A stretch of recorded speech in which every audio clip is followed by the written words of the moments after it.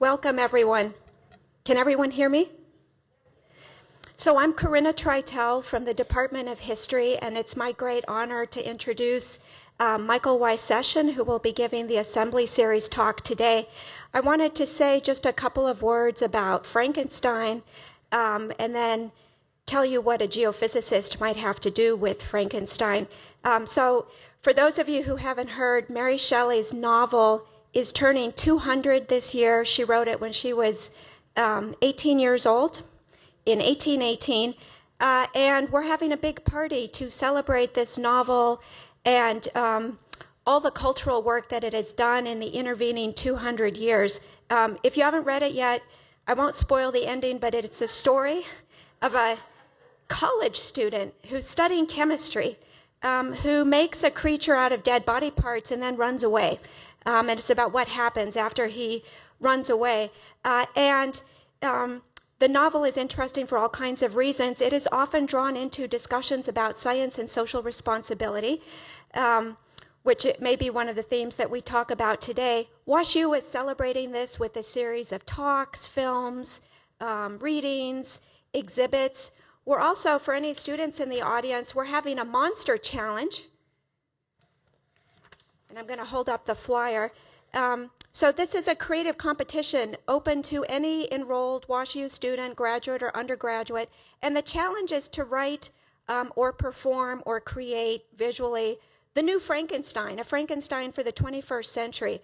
And by the way, the grand prize is $1,000.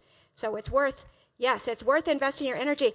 I wanted to let you know, for any STEMmy folks in here, and I hope there are a lot of STEM folks in here, Science Magazine just did a really neat issue on Frankenstein, which has all kinds of great ideas for creative work on what a new Frankenstein might look like in the 21st century. There's stuff here on bionics, on transplants, on growing human organs in pigs, really good stuff. So if anyone's looking for ideas, I'd say go there. Okay, so what does this gentleman, Michael Wysession, have to do with Frankenstein? So I want to tell you a little bit about him, and I think you'll get the picture. He is a geophysicist who specializes in seismology, which, for those of you who don't know what that is, I happen to be the daughter of a seismologist. It means studying the way that waves propagate through the earth. So think earthquakes. He teaches a whole series of courses, from introductory courses on earthquakes, volcanoes, and plate tectonics, to upper level courses in his specialty, seismology, to very innovative interdisciplinary courses on evolution, which combine readings in geology and biology with readings from literature, philosophy, and ethics. He's also, and I think this is something that we should really celebrate in our scientists here at WashU, he has made science education and science communication a real priority. He's written textbooks on seismology for undergraduate and graduate students.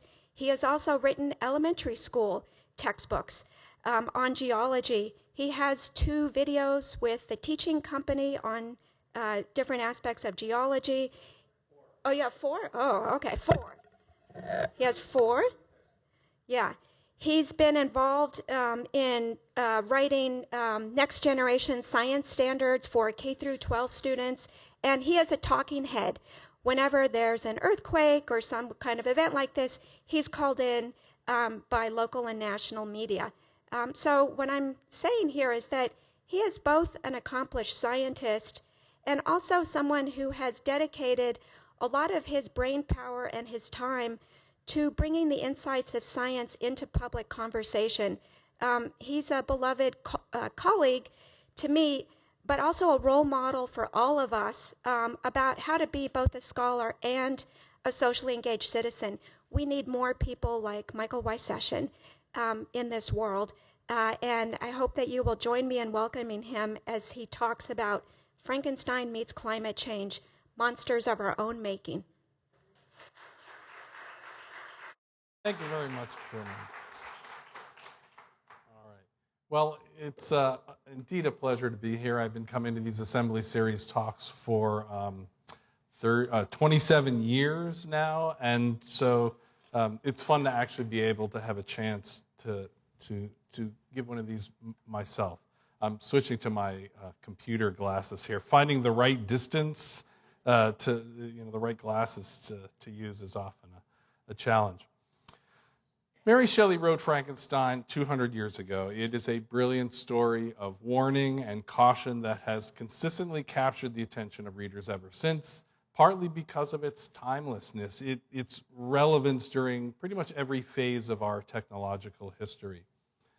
A lot has been made, as Corinna mentioned, in recent times about the warning that Frankenstein provides for medical ethics, creating life from death, meddling in the realm of gods. It's a story of Prometheus with significant implications for modern biology, genomics, CRISPR technology, and also about the dangers of computational artificial intelligence, creating a different kind of life.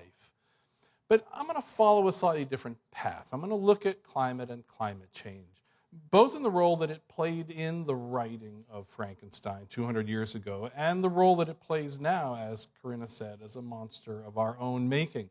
WashU has recently had speaker series events both on the bicentennial the writing of Frankenstein and on climate change, so I thought I would capitalize on these and put them together. So here it is, Frankenstein meets climate change.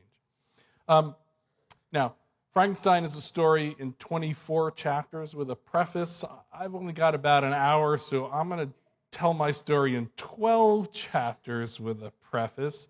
And while Frankenstein and global warming are both tragedies of a sort, like Frankenstein, my talk here is going to have a ray of hope at the end, I hope. All right. First of all, I'm not an expert on Frankenstein, and I'm not a research expert on climate science. However, I have always been a fan of the fantasy and horror literary genres. And in fact, my first publication, long before any geophysical publications on seismology, was actually in a weird fiction fanzine called Ibid, and the title of my published article was The Role of the Theme of Vampirism in Edgar Allan Poe's The Fall of the House of Usher. So this was actually my start into scholarship. And though my own research does not concern climate science, I do spend now a good deal of my spare time advocating for science literacy, science education at many levels. And a big focus of this is obviously on global warming and the role that humans play in it. And I will tie this into my story at the end as well. Oh, and by the way, I feel a certain recent affinity with the monster Frankenstein following my recent craniotomy last May, where I had a benign brain tumor removed from my forehead, and my family called me Frankenstein. So here we go. Frankenstein. All right, here's the story. An English captain sails towards the North Pole in search of great discovery for personal pride and glory at great risk to his crew. He gets stuck in the pack ice, picks up a half-frozen, delirious man on a dog sled. The man dies. A strange creature appears and cries over the body. The creature heads off across the ice, and the captain turns back. Sorry, I should have said spoiler alert there. But most of you, however, are more familiar with the story within the story. The story of that delirious man on the dog sled, of a prideful and ambitious young student, Victor Frankenstein, or Frankenstein, who takes advantage of the cutting-edge bioengineering technologies of his day to create life out of death. And when Victor succeeds, he panics. He makes a long series of very bad decisions, and everybody dies. Okay. It's kind of a glum ending. Just as interesting, however, is the story within the story within the story of that creature's own discovery of the world and himself and his place in it, both physically and ethically. And there are stories within that story, such as the downfall of the aristocratic family whose house the creature hides out at while he learns about humanity. There's an allegory, a fable, an epistolary novel, and even part of an autobiography here. And part of this book's appeal is the number of different stories contained within this relatively short novel and the many different ways that they can be interpreted. But I'm just going to focus on the first two stories and use them as a tale of warning for us in our current moment in cultural evolution. Okay. Now, over the years, Hollywood has paired up the Frankenstein story with lots of other things. There's Frankenstein meets the Wolfman, Frankenstein meets the space monster, there's Frankenstein and the monster from hell, there's Dracula versus Frankenstein, there's Frankenstein versus the Mummy, there's Abbott and Costello meet Frankenstein, there's even Alvin and the Chipmunks meet Frankenstein. So here's my take on it. Frankenstein meets climate change. All right. Now, one of the first things I'm sure you noticed in that list of movies was that they all get the name wrong, right? In Mary Shelley's Frankenstein, Frankenstein wasn't the monster. Victor Frankenstein was the scientist. The monster didn't have a name. Victor called it all sorts of things: creature, fiend, demon, wretch. Though the monster itself suggests to Victor that he should be called Adam, Victor's creation.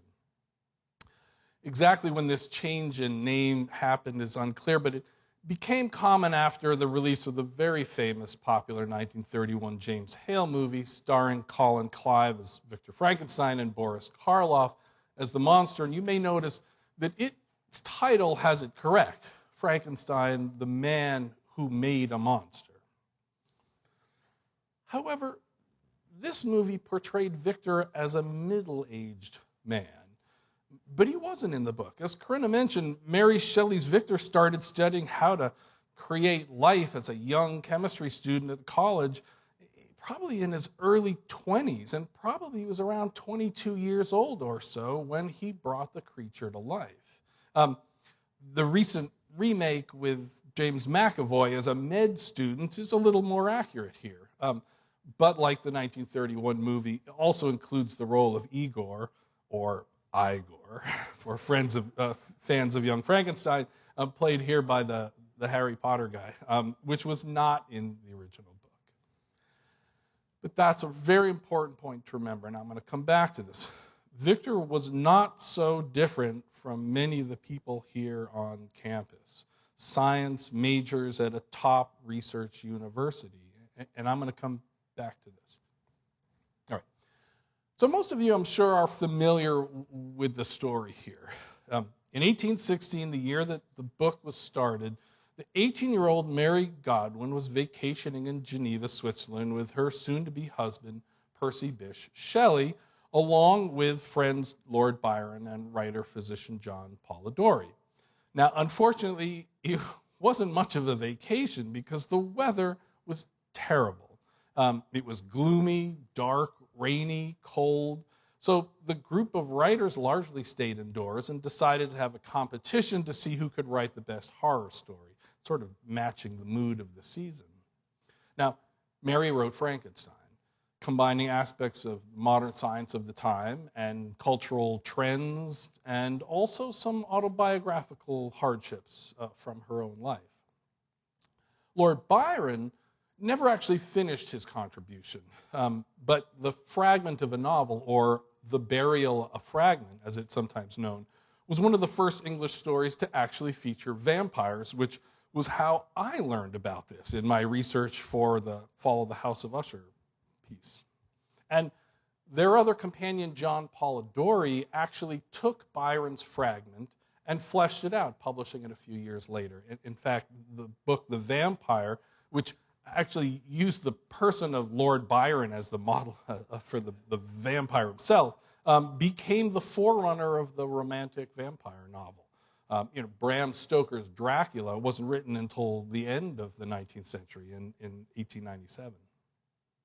Well, the weather throughout Western Europe that summer was extremely miserable. The flooding in Europe was so severe in places that many European countries actually established their first meteorology programs to try to understand and forecast the weather.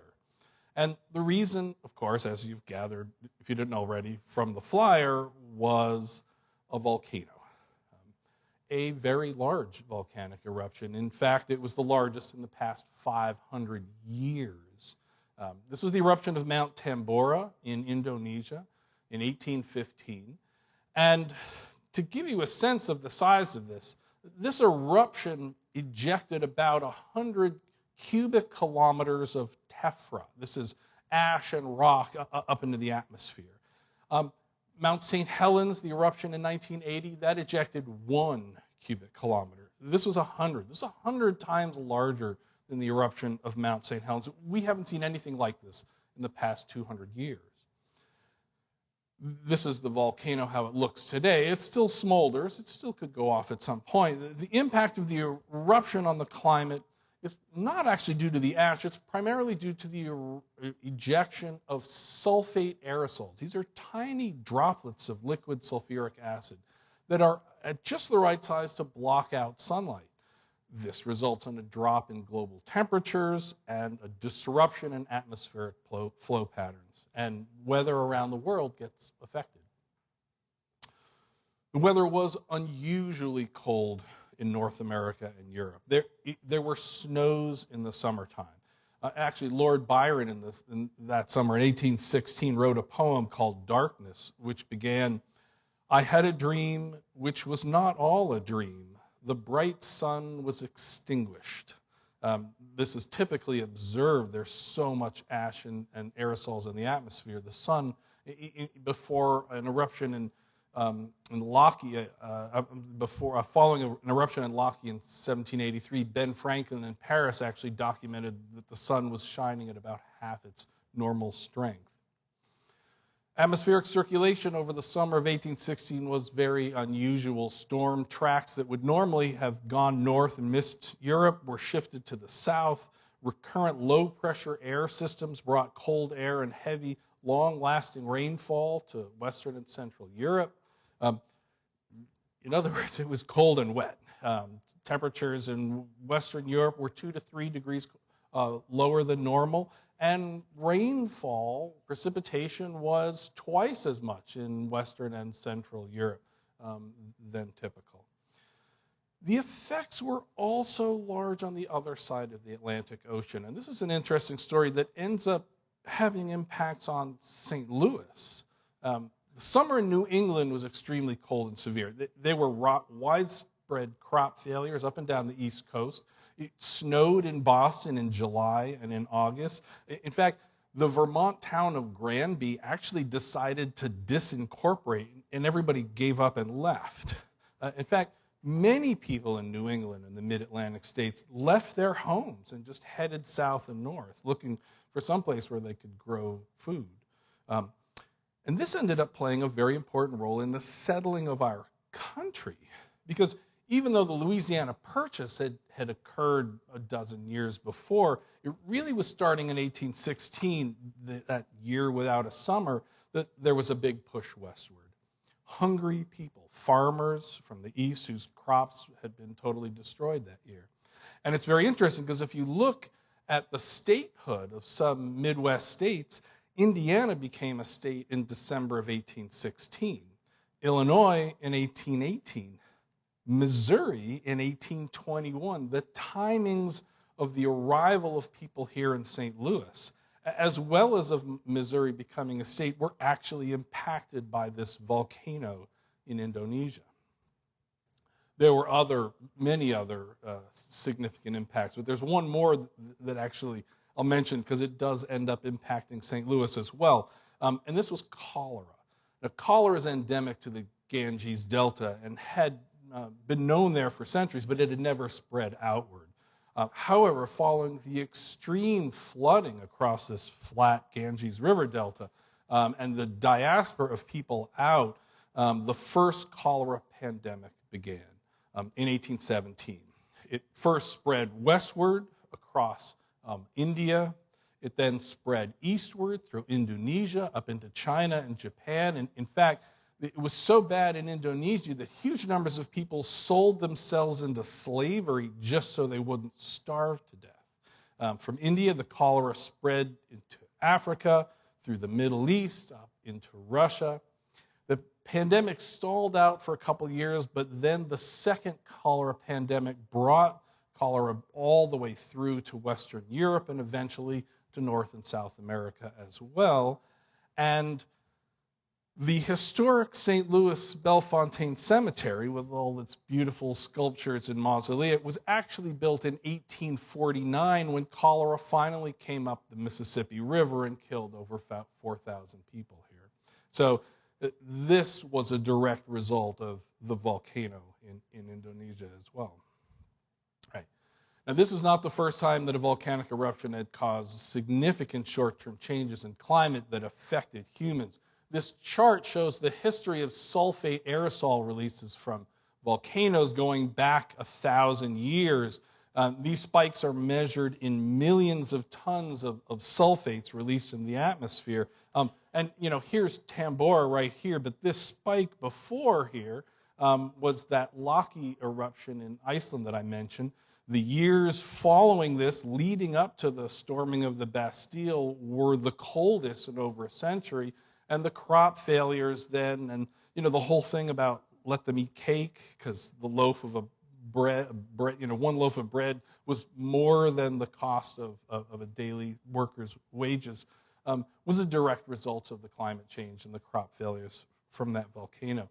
Similar things happened with Huayna Putna in Peru in 1600, in Kauai in Vanuatu in 1452, and the largest of these, Mount Rinjani in 1258, also in Indonesia, which is commonly attributed to having triggered the start of the very start of the Little Ice Age. All of these, each of these has a complex, fascinating story of human impacts. Each of these was associated with drops in temperature and crop failures and famines and plagues and collapses in government. And I would be happy to tell you all about them some other time. Because there's one other aspect of climate change that impacted Frankenstein that I want to talk about, and that's the Arctic. In 1816, the Arctic Sea was almost entirely frozen. Okay? This was still during the last phase of the Little Ice Age. It's a period of decreased solar output known as the Dalton minimum. And, the Arctic Sea remained largely impassable and therefore was still unknown and unmapped. And there was a lot of attention given to trying to figure out a way to get across it to find this elusive northwest passage. Mary Shelley herself was fascinated with the Arctic. She had heard Samuel Taylor Coleridge actually recite his Rime of the Ancient Mariner in the home of her parents, which involves travel through the Arctic. In her teens, she had eagerly read accounts of early Arctic voyages. Now, the Arctic setting was actually not in her original draft of Frankenstein, apparently, but she added it after reading about current efforts at the time to drum up large support for finding the Northwest Passage. And the Arctic had actually been and had followed what was a topic of extreme fascination and obsession within literature for much of the 19th century. You'll find it in the writings not only of Coleridge, but of Edgar Allan Poe and Jules Verne and Wilkie Collins and even Charles Dickens and a lot more authors who aren't read much anymore. These legends actually go back to the time of the Greeks, who believed there was this magical land, Hyperborea, there, which actually was supposed to be a warm weather Eden-like paradise. You can see this made-up Arctic continent here at the top of this 1570 map by Abraham Ortelius. And in fact, a lot of detail was sometimes ascribed to this fictional land, as you can see in this 1595 map by Gerardus Mercator, actually published a year after his death.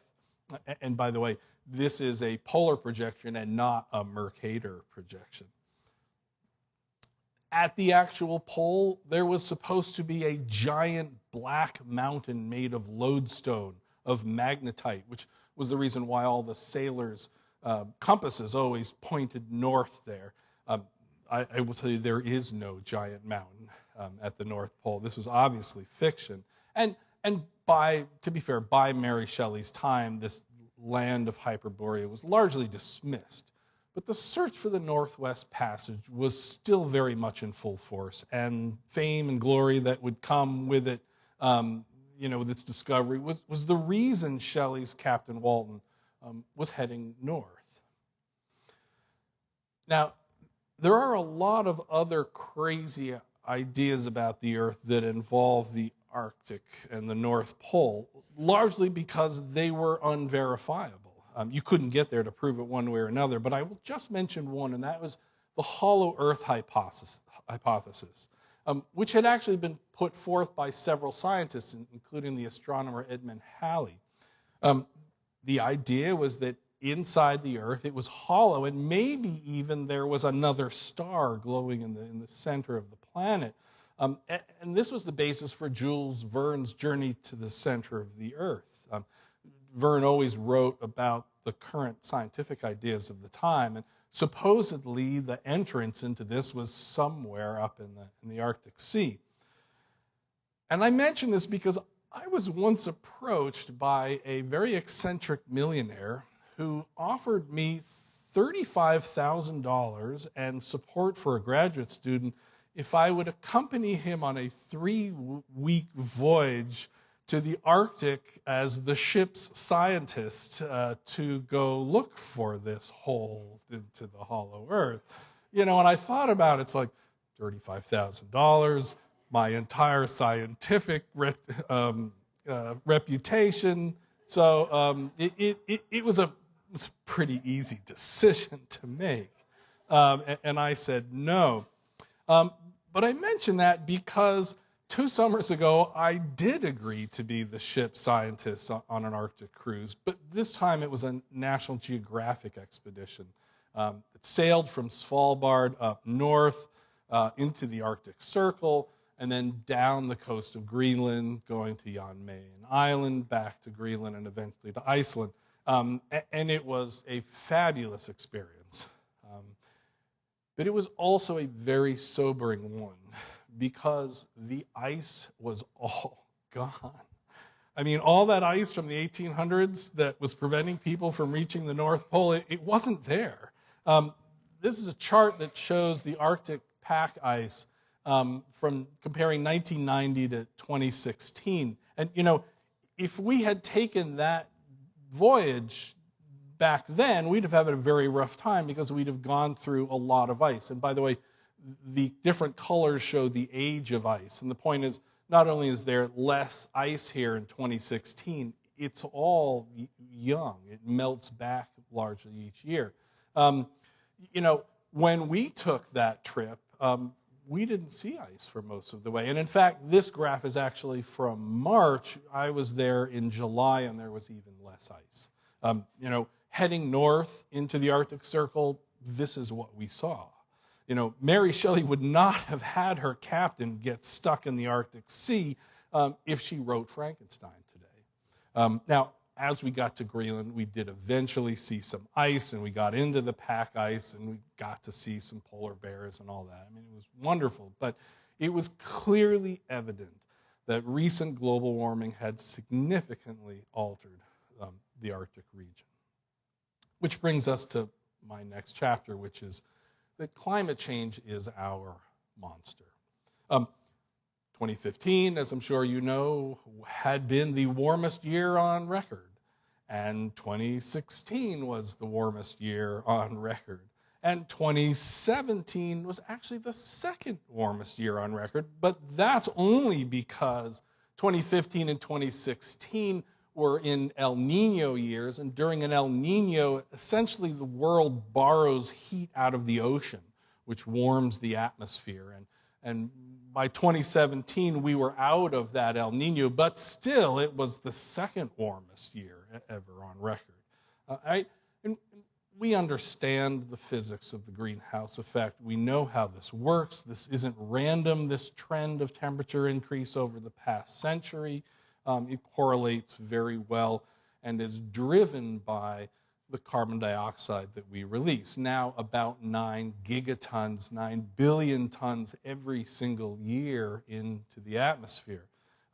But what people often don't realize is the rate of increase is so anomalous in our geologic history. Here's a graph that shows the past 1,700 years of global temperatures. Actually, I'm sorry, these are northern hemisphere temperatures. And the comparison is a little unfair because this graph does not show sort of annual spikes. These are average temperatures. But nonetheless, you can see the medieval warm period dropping down about a half a degree on average into the Little Ice Age, which had a few different episodes, and then over the past century, the upward trend. Now, this graph was made in 2010. Here's 2016. Let me step back and look at the last 12,000 years of temperature change. This is the last interglacial, the warm period that followed the long, severe ice age. And as you can see, we had reached our peak about 7,000 or 7,500 years ago, and we're starting to slip off back into the next ice age until we kicked ourselves out of it. And this graph was made in 1990. Here's 2016. Right? So you get a sense of these temperatures compared to these long-term averages. Now, this obviously affects many other aspects of the Earth system, as I'm sure you are aware. You increase the atmospheric temperature, you melt ice. And we are now melting ice in Greenland and Antarctica together at a rate of about 400 billion tons every year. And you melt all that ice, you warm the ocean water, it expands, and the sea level goes up. And the thing with this graph, I've been teaching here since 1991, actually, of the very start of this graph. I have to keep changing the numbers. It used to be that the sea level was going up at 2.5 millimeters a year, and then it was 3, and now it's 4. So not only is the sea level rising, but the rate at which sea level is rising is going up. And of course, that has incredible effects all around world's coastlines. Commonly now we see this phenomenon of sunny day flooding. There's no storm here, there's no storm surge, it's high tide, so all the roads flood. And a lot has been made about the risks to Florida in particular of sea level rise. This is Florida at the present, the current outline. And particularly in the context of what would happen if the ice sheets in West Antarctica were to collapse. And West Antarctica in particular, because of factors involved with ocean circulation around the pole, West Antarctica has been warming dramatically, about 8 degrees Celsius over the last 40 years. And the result is that ice sheets have begun to weaken and collapse. Now, if they were all to go, which we don't think they would in any time soon, but if they were, that would result in about a 5 or 6 meter sea level rise. It's about 20 feet. So here's Florida with a 20-foot sea level rise. Right? The coastline is significantly altered. But it's not just Florida, right? I mean, all our major cities along the coastlines were built because they were ports. They were at the mouths of rivers. They were involved with shipping and seafaring. And if you look at the east coast of the U.S., along the eastern seaboard, here's it at present. Here it is at 20 feet sea level rise.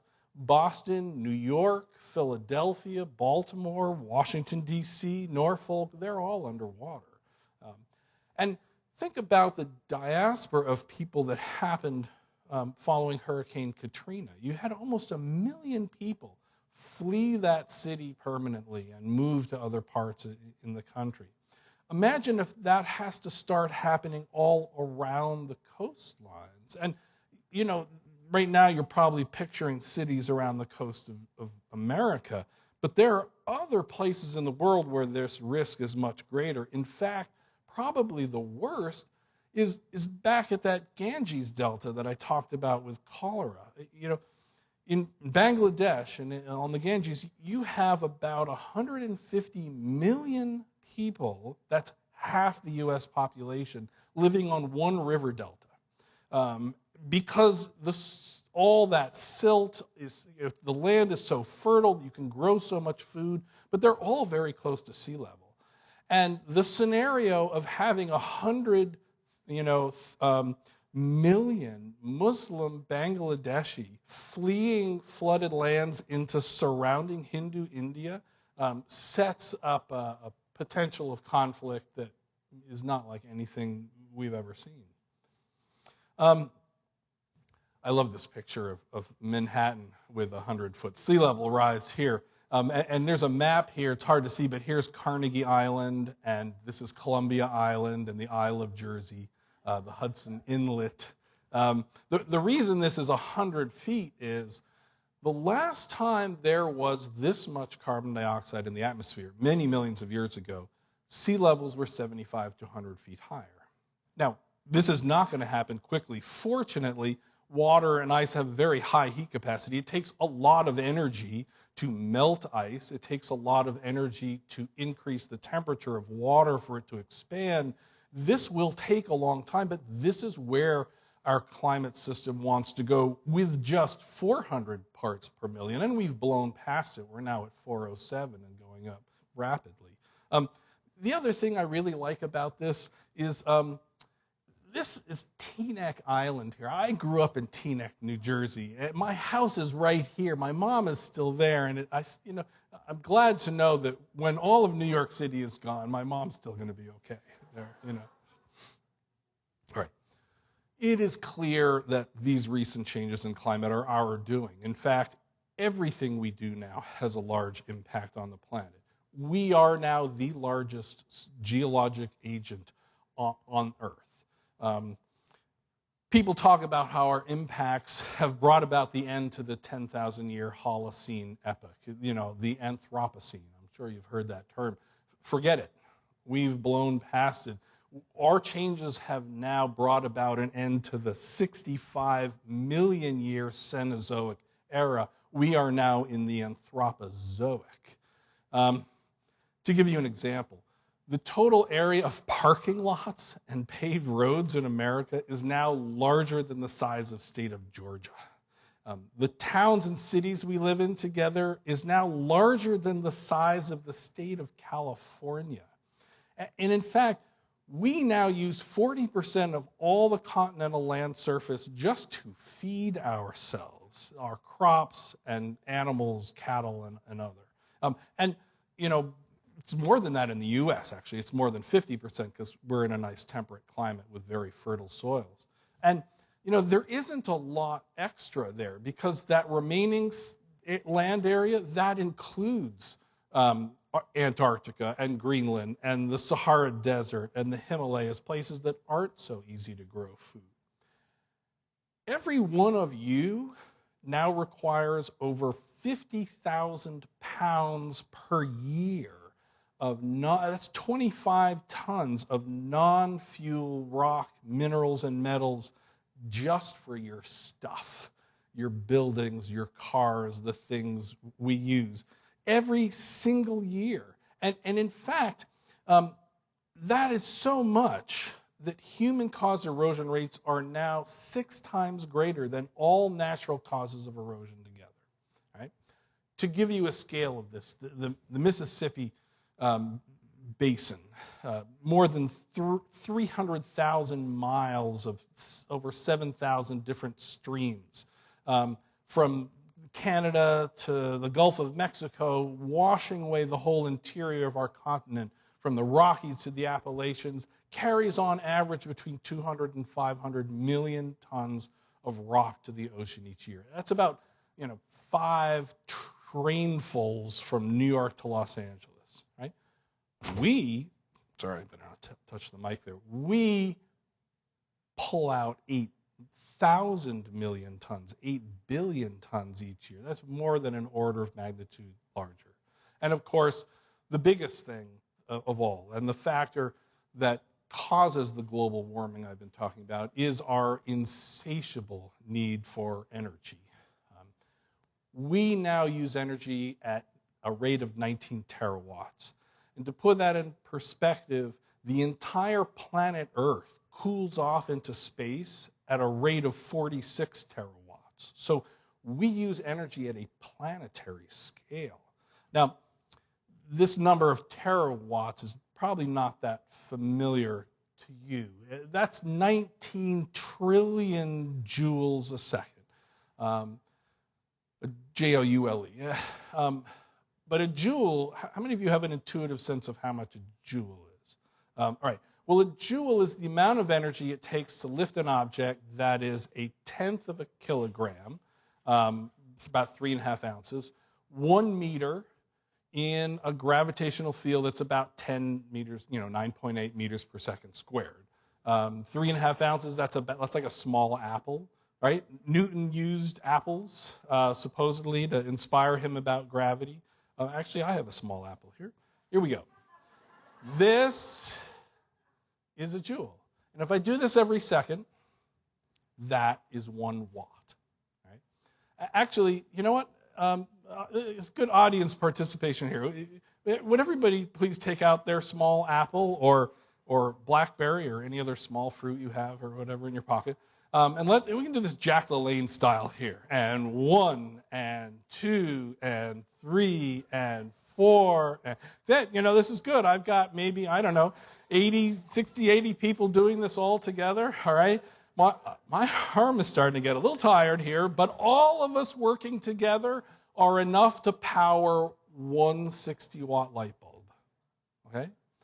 If we actually had to generate our own energy ourselves, we would have to end up, okay, so I said this, 19 trillion apples lifted 1 meter each second. For us to make our own energy, each of us would need to bench press 580 pounds 1 meter every second. Now, it turns out there are a few guys in the world who can do this. Okay? They do it once and they're done.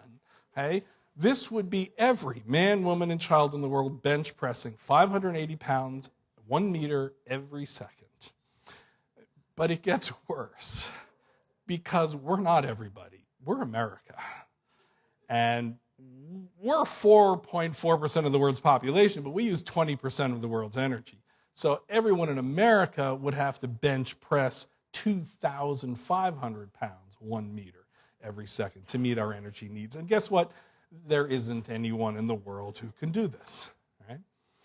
And of course, none of this would matter much if it weren't for this. Right? When I was born in 1961, there were 3 billion people on the planet. We had just reached 3 billion. We're now at 7.5 billion. We're adding another billion every 14 years. And I'm not that old, right? It's more than doubled in my lifetime. And in fact, though Homo sapiens have been around for about 300,000 years, this rate is going up so fast that more than 7% of every Homo sapiens who has ever walked on this planet is alive today. And actually, because most humans died as children, that means that over 20% of every adult Homo sapiens who ever lived is currently alive. And that number goes up every year. I could go on, right? The list is long here, but I want to get back to Victor Frankenstein here. All right. Victor Frankenstein, it turns out, is the monster, right? The abandonment of Victor's creation was a monstrous act. And it serves as the motivation for the nearly limitless revenge that this monster exacts on Victor and his friends and family. The monster gives him several opportunities to acknowledge him, his creation, his Adam, but still Victor flees and denies him in horror. Now, Victor behaves narcissistically over his godlike achievement, but he refuses to take responsibility for it. Now, this shock and horror at the creation is not usually shown in movie portrayals of Victor, but other monstrous characteristics of mania, narcissism, egotism, excessive pride, and other forms of insanity are typically presented. This is that wonderful moment where he cries, "It's alive." You know, right? Oscars were just this weekend. We even see shades of Victor and Michael Shannon's character in this year's Oscar-winning movie, The Shape of Water. Now, Shannon's character doesn't create the creature, but he does discover him and bring him home. And his extreme cruelty and inhumanity leave no doubt by the end of the movie that he's the monster and not the godlike sea creature. Well, if this is true, then by my analogy, we are the monster, right? By how we have treated our planet that we now control in decidedly inhumane ways. At the start of each year, Nicholas Kristof writes this article every year in the New York Times about how the previous year was the best year ever, regardless of the year. Well, best for humans. Okay. When I was born, more than half of the world's 3 billion people were illiterate. And more than half of them lived in extreme poverty. And that's not the case anymore. Now, less than 15% of the world's 7.5 billion are illiterate, and less than 10% live in extreme poverty. I mean, things clearly have gotten better for humans. And every single day, another 300,000 people get access for the first time to electricity and to clean water, and another 200,000 rise up out of poverty. But there have been extreme consequences for our planet in the process. This is the sort of thing that I wake up in the shower sometimes. Actually, I do wake up in the shower sometimes, but I just like gasping for breath. Earth's vertebrate animal populations have declined by more than half, 58% from 1970 to 2012. In this 42-year period, and the vertebrate animals, so mammals, amphibians, reptiles, fish, and birds. This is an extensive World Wildlife Fund study of over 15,000 populations around the world. That is a staggering number. I mean, what happens, that's less than my lifetime, what happens in the next 40 years? I mean, are they all gone? Well, we know that there are going to be plenty of cows and chickens and pigs, and there's some animals like birds and rats that seem to really do well around us. But most everything else is having a hard time. What's happened? Well, we've killed them. Most of them we've actually eaten or killed for sport. But there's also habitat degradation and habitat loss and direct effects of climate change, invasive species, largely at our travel, pollution. And in fact, we now use about 1.5 Earths worth of bioresources. The last time, in fact, we lived at a level where the Earth actually supplied the bioresources that we needed was back in 1970. It's the intersection of this biocapacity line with the total amount of global land that would be needed to meet our needs. And we're now 50% above that, and that number goes up every year. I mean, how is this possible? Well, we're borrowing against our children's futures. The oceans have been overstocked, and the forests are getting cut. And by the way, since I started talking, more than 6,000 new mouths to feed have been added to the planet. All right, chapter 10, embracing the monster. Right, much of the book of Frankenstein consists of Victor's angst as he tries to figure out what to do. Right? He goes back and forth between ignoring his creation altogether, trying to appease it, or naively trying to destroy it. And everything he does seems to make the situation worse. And one by one, all the people he loves are killed off by the monster in revenge. At one point, Victor even agrees to create a female companion for him, an Eve for his Adam. But then he changes his mind and he destroys her, and that enrages the monster even further. Victor is both fearful of the monster and shamed by the deaths that he has, as a result, caused. And this drives him to make one more bad decision after the next. Now, first his denial, and then his shame also prevent him from telling his friends, family, or authorities what he's done. Victor never actually acknowledges his creation, so he doesn't seek help. And because he is so far overmatched by his opponent here, he fails miserably at each attempt. Now, by the end of the story, all his friends and family gone, Victor dies in the captain's ship room. The creature visits, cries over the body of his creator, and then heads out across the ice, presumably to die himself. Pretty much everybody's dead. Not everyone. In the end, a lesson is learned by the young captain, Robert Walton, played here in a BBC version by Aidan Quinn that also starred Kenneth Branagh as Victor Frankenstein and Robert De Niro as the monster. In spite of Victor's mad and delirious entreaty that Walton continue on to the North Pole at all costs for pride and glory, Walton does actually end up listening to the entreaties of his crew, and he turns back home. Thus, the survival of the story. Otherwise, we'd never have heard about it. So what is the lesson here, then, for us about our monstrous creation of global warming? Well, with some exceptions, which unfortunately seem to include about 40% of our voting population in the U.S., the world now seems to be very aware of at least some of the future hazards of global warming. The trick is how to get us to do something about it. Now, part of the problem is that there is now just so much bad news that most of us are overwhelmed by it. We end up just tuning it out. We become numb to it, right? You probably did this. I probably did this too right now, just over the last 20 minutes. I probably seriously bummed you out. Well, so it's important also to emphasize examples where positive change is being made. Because, if you don't, people can either end up going into such denial about the problems or feeling so much societal shame that they become paralyzed. Now, we don't want to go into denial about global warming. That's societal neurosis. It's a detachment from reality. It's a form of insanity.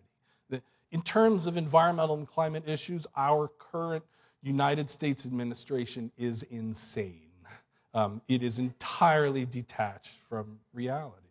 Now, it wasn't always this way. In 1969, NEPA, the National Environmental Policy Act, which created the Environmental Protection Agency, passed unanimously in the U.S. Senate.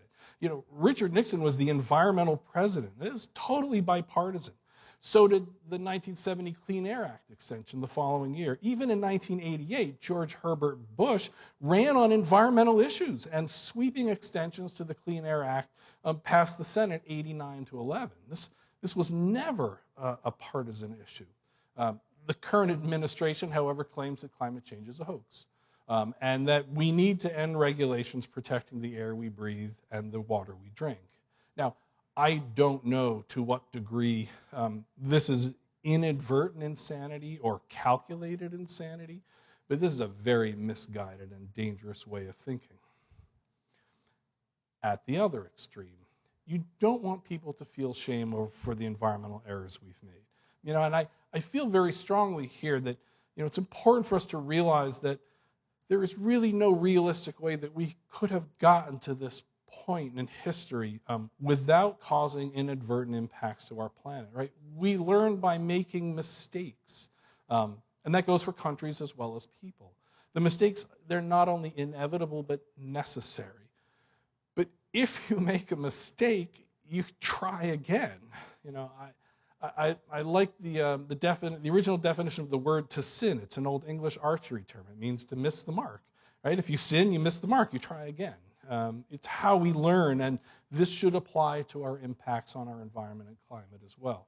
All right, so what are some of the examples where we have learned from our mistakes and taken positive actions? There are actually quite a few of them. For instance, the ozone hole, right? NASA atmospheric scientists showed us that if we didn't ban chlorofluorocarbons, the entire ozone layer was going to be gone by 2060.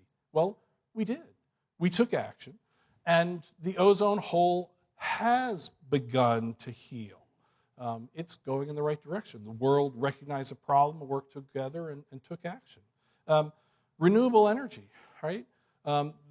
The amount of carbon-free or relatively free power from wind and solar has been going up rapidly, and this is directly connected to the drop in cost as technology has improved, and this has led to a tremendous increase in these installations.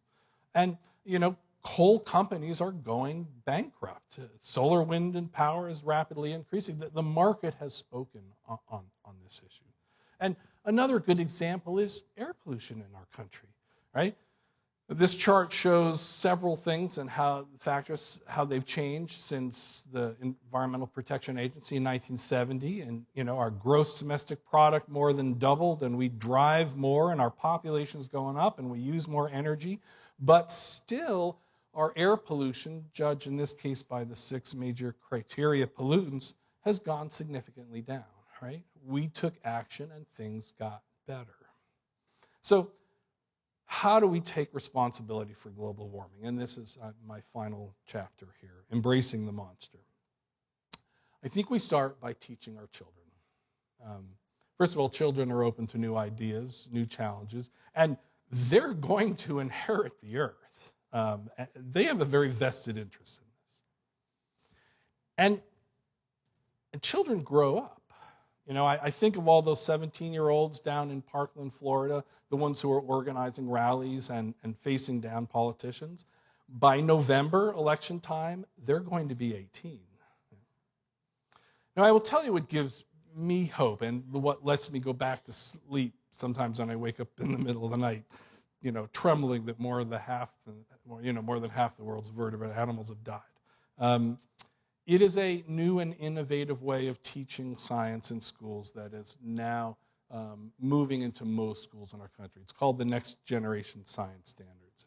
And if you are not familiar with this, the kindergarten through 12, the K-12 Next Generation Science Standards are centered around having students do the practices of science and engineering instead of memorizing facts about science. This started at the National Academy of Science. It was finished by a group of scientists and educators from 26 participating states, half red, half blue, entirely bipartisan. It builds upon the latest research, not only in science, but also in pedagogy and child psychology and child development.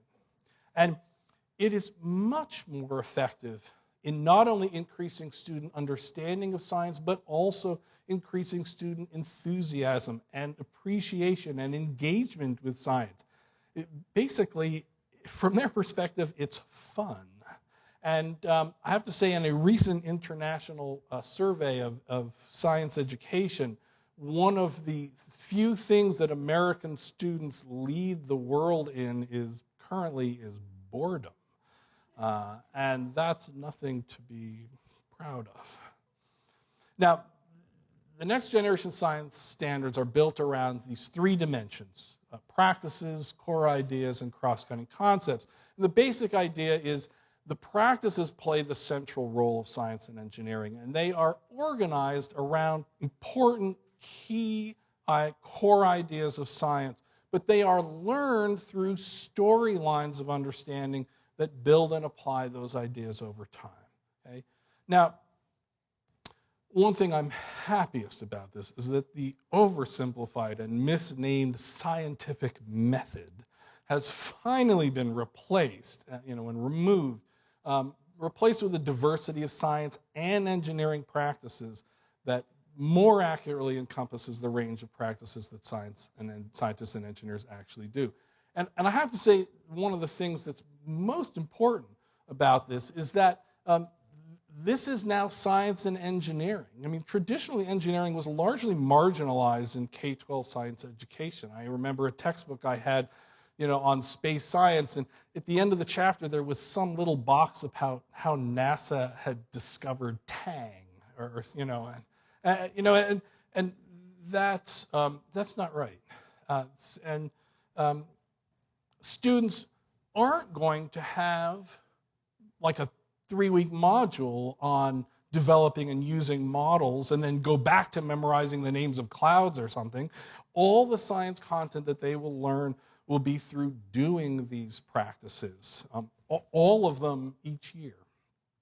Now, the third dimension are these very broad, transdisciplinary, cross-cutting concepts, things like patterns and systems and energy and matter and stability and change that run throughout their whole K-12 program and allow them to develop a stronger intuitive sense of how science works across all of the different disciplines. And perhaps most importantly, the NGSS promotes phenomenon-based learning. The idea of having big picture phenomena, sort of essential questions that provide these storylines around which the content and practices and the cross-cutting concepts are all learned. These challenges are approached from a holistic perspective, viewed from a variety of viewpoints that bring in also, the tools and skills that the students bring to the class. Now, as of now, 18 states and Washington, D.C. have adopted the NGSS verbatim. Another 2, Minnesota and Maine, are considering it. Another dozen plus have adapted it, sometimes by changing a few words, sometimes changing it a little bit more. And a bunch of other states are in process of doing that. Currently, about 80% of all U.S. school children are in schools that are in the process of transferring over to this. And textbook companies and curriculum developers and everybody are all on board, totally redoing their science programs to meet this. Now, one thing also that is, I think, really important for my talk today, and that is middle school and high school will involve a year of life science, a year of physical science, that's chemistry and physics, and a year of earth and space science. Yes, that's right. High school students in all of these schools will be getting a year of quantitative, high-level, interdisciplinary earth and space science with topics like climate and climate change. Now, can I have a couple more minutes? How am I doing? Okay, I'm just going to wrap up here with a few last points.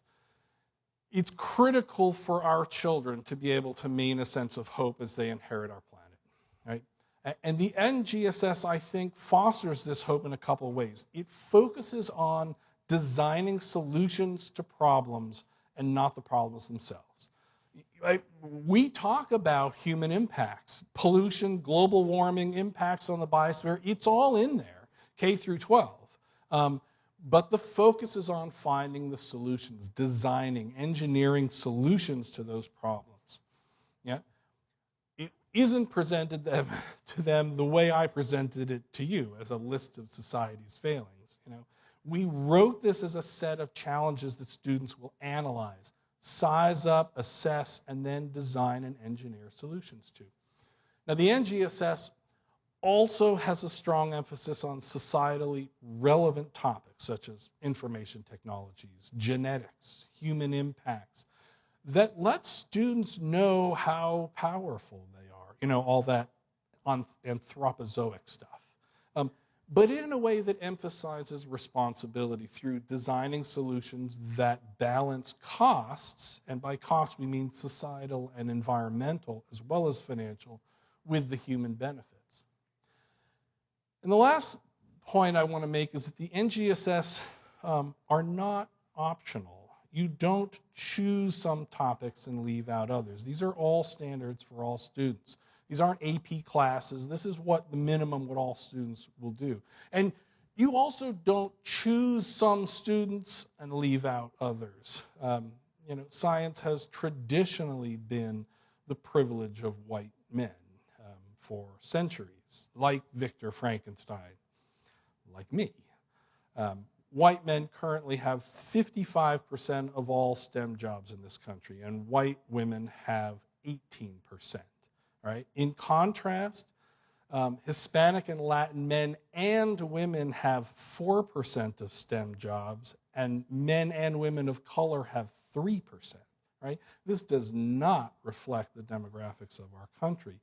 And in that sense, STEM education is very much a social justice issue. And this is a very important issue for the NGSS. You know, and many of these student performances will be quantitative and computational and focused on finding and designing solutions to challenges. And I'm just going to read you a couple. This is an example of what the performance expectations actually look like. This is high school earth and space science. They always begin with students who demonstrate understanding can, followed by a verb. In this case, develop a quantitative model to describe the cycling of carbon among the hydrosphere, atmosphere, geosphere, and biosphere.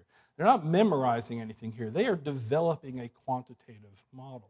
And that's how you assess them. Students who demonstrate understanding can use a model to describe how variations in the flow of energy in and out of Earth systems result in changes in climate. Students who demonstrate understanding can create a computational simulation to illustrate the relationships among management of natural resources, the sustainability of human populations, and biodiversity. Students who demonstrate understanding can analyze geoscience data and the results from global climate models to make an evidence-based forecast of the current rate of global or regional climate change and associated future impacts to Earth systems. This is high school. And students who demonstrate understanding can evaluate or refine a technological solution that reduces impacts of human activities on natural systems. I mean, these are the kinds of experiences and practices that students coming to Washington University in the near future will have.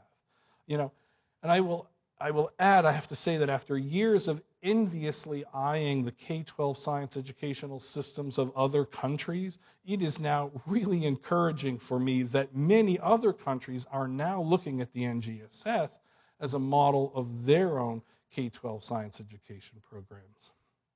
All right. Frankenstein's a tragedy, right?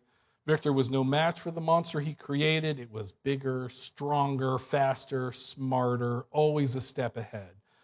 And once Victor created the monster, there were no easy solutions for him, right? There wasn't some easy fix to this that he missed. But whatever that solution would have been for Victor, coming to terms with the creature or reaching out to others for help in dealing with it, Victor couldn't do it because he never took responsibility for it. Now, Mary Shelley's lesson for us, however, is that we don't have to make those same mistakes. Like Captain Walton, we can turn back. You know, the story of Frankenstein serves as a warning for young Victors and Victorias everywhere, right? Modern biomedicine and bioengineering now actually does give 22-year-olds the power to play with the rules of life itself, to dare to be godlike. But the lesson of Frankenstein serves as a reminder to them of the responsibility that has to come with that power. Okay? And we are now all playing God with our planet, and we're kind of making a mess of it. But we have a choice. It's not too late. We can learn the lesson Mary Shelley put forth for us. We don't have to deny our creation of global warming. We don't have to run from it. We don't have to feel shame for it. We can learn from Victor's mistakes and take responsibility for it and work to fix it. You know, today's children are going to face some serious challenges as they grow up. But I'm hopeful that with a K-12 education that finally actually fully embraces environmental earth issues across all grades for all children, including climate and climate change, and our role in it, and allows them to learn it in a fun and engaging manner, that they will make the right choices. So I'll stop there.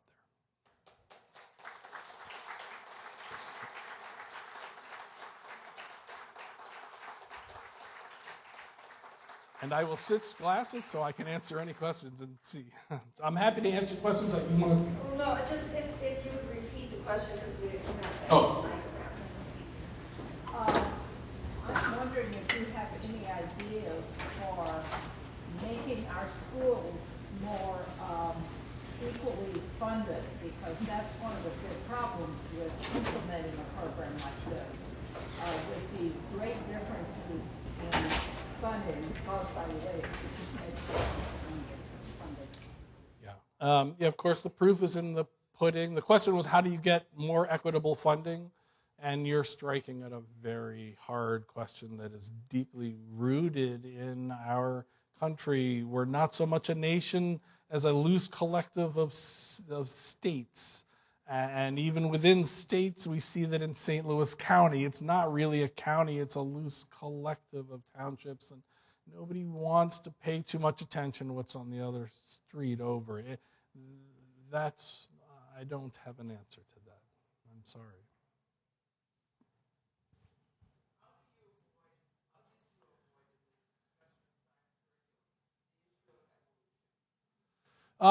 Well, it's interesting. We thought there would be a lot of pushback with evolution, and we worked. I don't know if you know, Eugenie Scott was here for Darwin Day a couple weeks ago.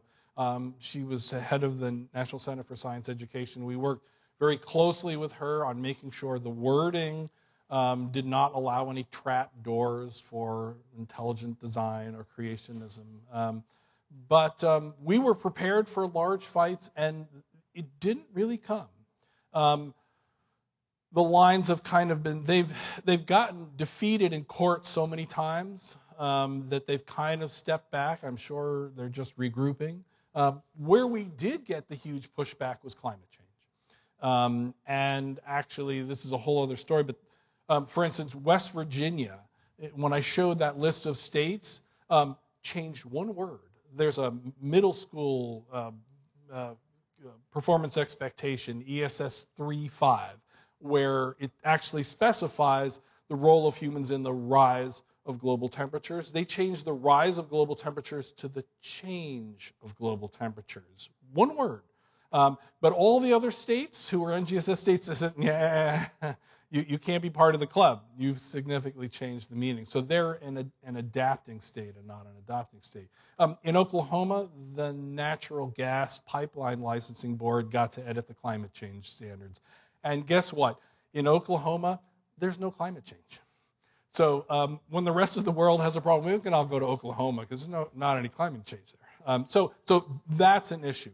Wyoming was a big issue. They were gung-ho about the NGSS, and they saw all this stuff in there about carbon and climate change. And 35 miles of coal trains leave Wyoming every day. So the legislature shut it down. There's such a demand from their teachers, though, that they are now in the process of adopting the NGSS in some form. But Missouri changed very little. And they didn't change the intent of any of these, but it had to be Missouri's. Missouri was initially going to have absolutely nothing to do with NGSS, but you notice all the states around its borders adopted it. And the teachers started using it because it makes sense to teach this way. So they realized, okay, we have to do this. But and they had a survey, that you could go, and for each of the different performance expectations, you could say if you liked it or didn't, make comments. So there were changes. The wording has changed, but it doesn't change the emphasis and the intent of it. So there was a question here, and then here. Next generation science standards. It's not national, and this is actually very important for political reasons. The Common Core ran into a lot of problems because of these race to the top funds that the president had put forward. Well, the next generation science standards were entirely done by states, 4 states. Not a penny of federal funding went towards it, so there's no conflict. And the reason is it's illegal in this country. It's against the law to have a national science curriculum, right? No state wants to be told, what guns they can carry, what they can smoke, and sure as heck how to teach their kids. So this is not a national program. This is a states-led program. So if you had a magic wand and you were able to have it that NGSS was adopted by every state in time for students this fall, naturally there's going to be a lag between the time that cohort of students goes through an entirely revamped science curriculum So are you hopeful for the time period between today and when those students become policymakers and have seats at the table and legislators that we're not going to be doing too much damage to turn the ship?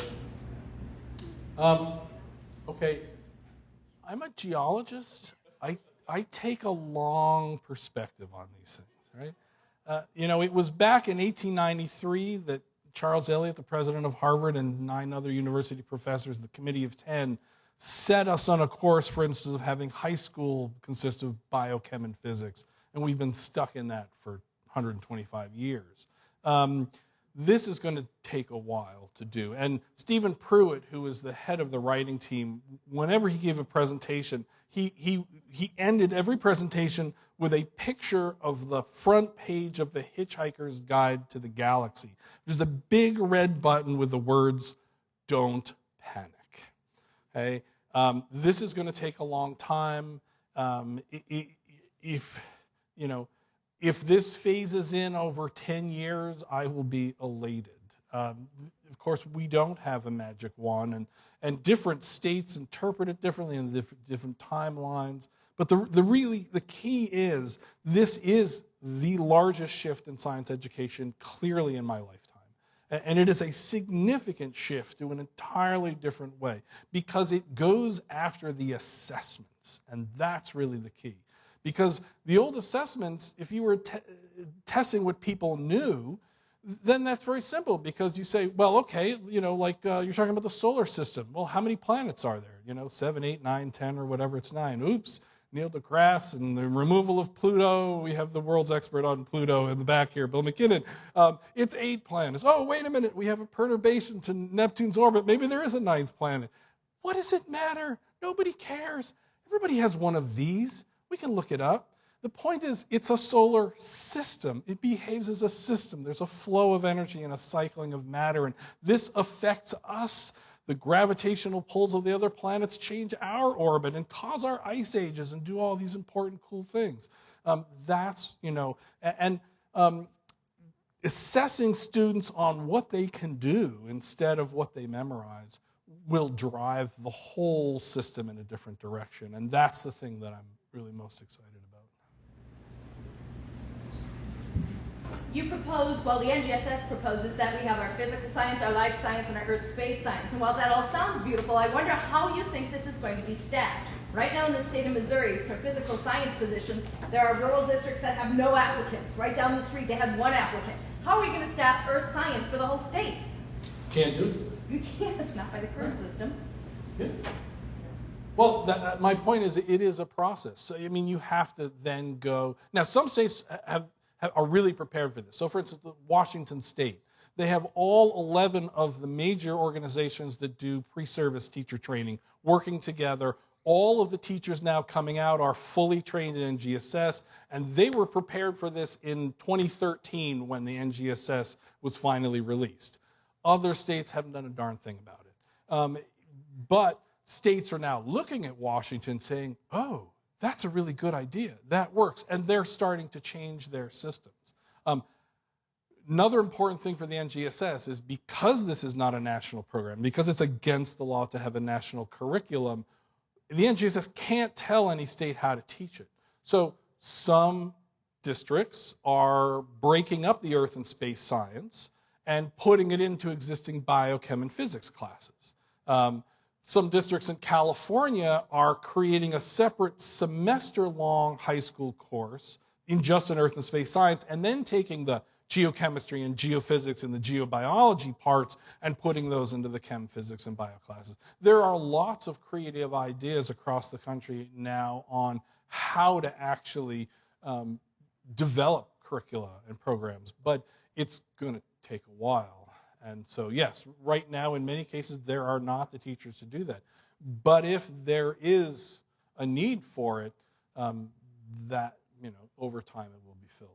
But yeah, anytime you make a huge change that significantly affects human resources, where people have trained for decades to do something, you can't do it instantly. It's not possible. So, yeah, that is a problem. All right.